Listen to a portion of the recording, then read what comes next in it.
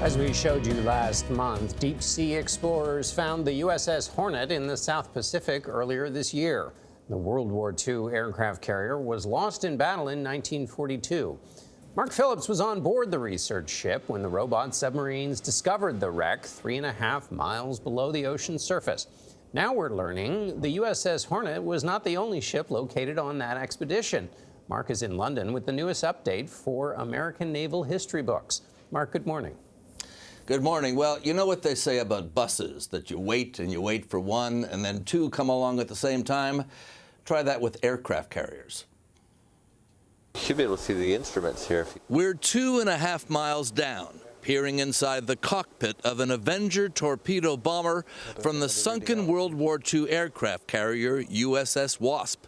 2 seats on the look of it. The plane is not just a relic, it's a clue. Where it lies, can the Wasp itself be far away?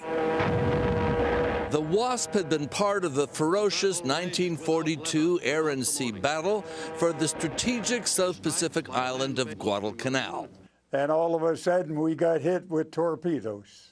Jim Forrester, 98 now, 21 years old on the Wasp that day. Imagine yourself lifted right up out of your chair right now. And you had nothing to do with it. Up you go. That's what happened. One of the torpedoes had hit the fuel tanks. The ship was an inferno. 176 of her crew were dead. The rest ordered to abandon ship. Grabbed my nose and the family jewels and jumped into the Pacific. Yes. Here we go. The Wasp has been lost for almost 77 years, but the deep-water research vessel Petrel has been combing the Pacific looking for long-lost war wrecks. What does that look like? We recently watched mission leader Rob Kraft and his crew find another carrier, the USS Hornet. This is it.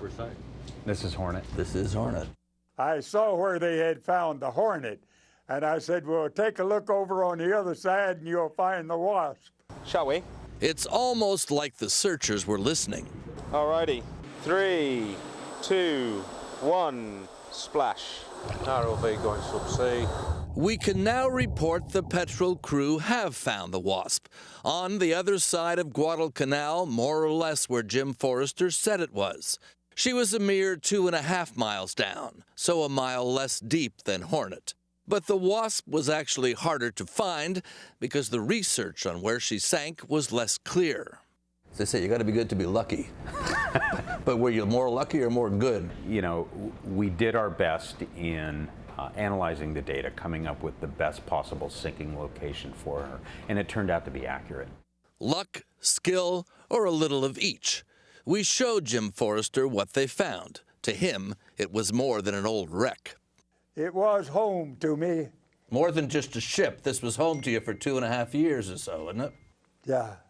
Of course, we're looking at more than just a wreck there. Yeah. We're looking at a war grave as well. Yeah, I lost 2 real good friends. They were aviation ordnancemen, and they probably were down in the magazines where the bombs were stored. Where they didn't stand a chance. You know, the ultimate satisfaction is you get to see the humanity side of it and, you know, bringing history to life. It starts as a technical exercise. Absolutely. And then becomes about people. Yeah, it does. I was very fortunate. Jim Forrester went on to a remarkable 30-year Navy career, rising from enlisted man to Navy commander. Sounds to me like you've been a pretty lucky guy all your life, starting back that day on the Wasp. Well, it was Wasp that did it for me.